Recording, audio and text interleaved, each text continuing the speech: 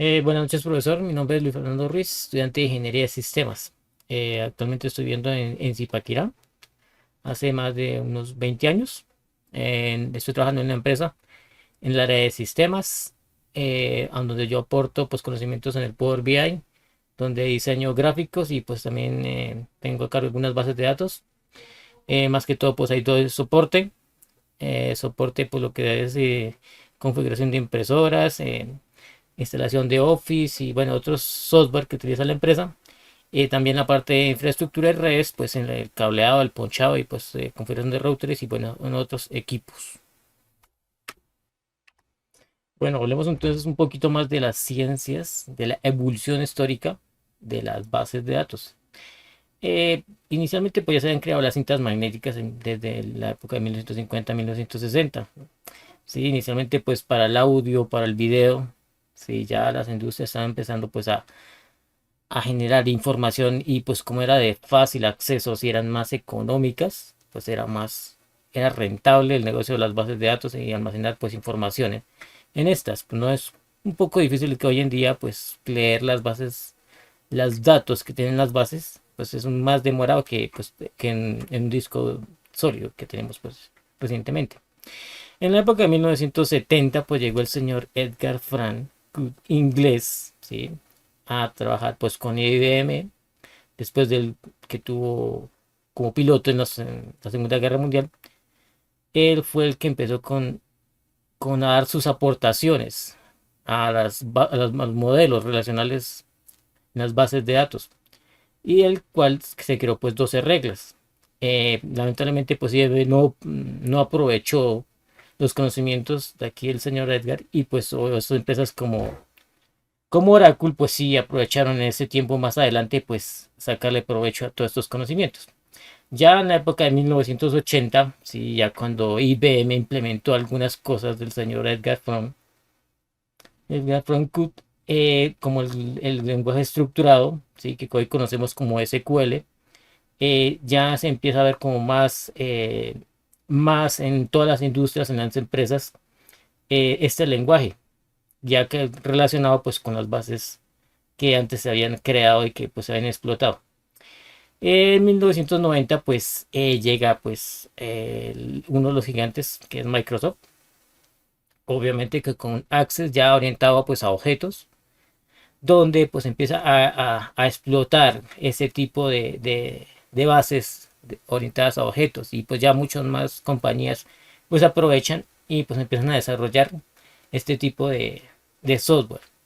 Ya en el 2000, pues ya con el internet, obviamente ya venía más evolucionado, ¿sí? A medida que iba pasando pues el tiempo, los años, pues ya vienen con más auge, más en el boom de esos tiempos, pues era pues el internet, los exploradores, las diferentes páginas donde tenían sus bases de datos y ya pues, se puede consultar por la información guardada, pues obviamente en sus servidores.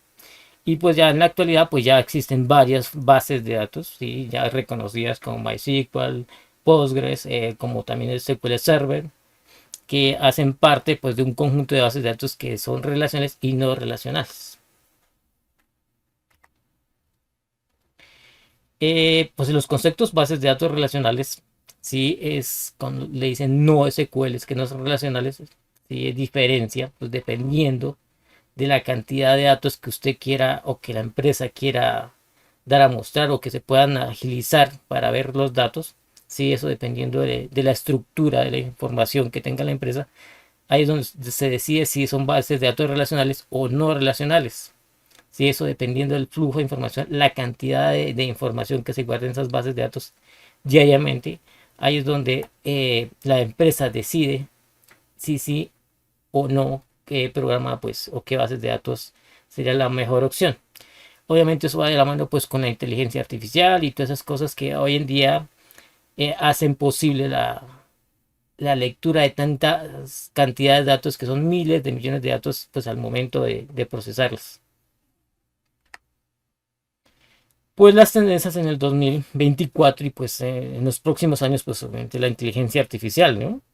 Obviamente con las bases de datos más estructuradas, mejor organizadas, que cada día pues van creciendo, ¿sí? Oracle, MySQL, SQL Server, donde estos proveedores pues, se organizan tecnológicamente, pues ¿para qué? Pues para avanzar y aprovechando pues el Machine Learning, el Big Data, donde todas estas cosas, todas estas tecnologías hacen posible que nosotros podamos tener la información al instante, ¿sí? Usted consulta cualquier cosa y va y busca en las bases de datos y es al instante que nosotros podemos consultar esta información. Pues en los ejemplos de bases de datos, más que todo, pues estos son bases de datos no relacionales, ¿sí? Como las que tenemos en las redes sociales, ¿sí? Porque es la cantidad de datos eh, que llegan diariamente a las bases de datos, entonces no son, la mayoría de estas empresas no utilizan bases de datos relacionales, pues porque es más fácil consultar la información, como ya hemos dicho, es más práctico no relacionarlas, ¿sí?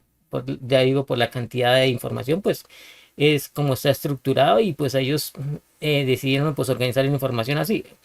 Ya digo, dependiendo de la información que usted tenga, pues si se relaciona o no se relaciona, pues dependiendo de la compañía, el software que se vaya a desarrollar, que sea práctico y que sea funcional. Bueno, en conclusión, pues las bases de datos esa es la principal fuente de almacenamiento, pues sí, toda aplicación, ya sea pequeña o grande, necesita una base de datos. eh, Inicialmente pues para la toma de información y pues obviamente para la toma también pues, de decisiones. Es una gran fuente pues ya digo pues de un recurso que necesita, de una aplicación.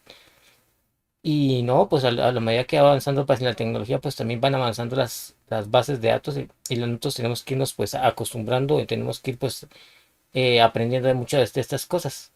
Muy amable, gracias por todo.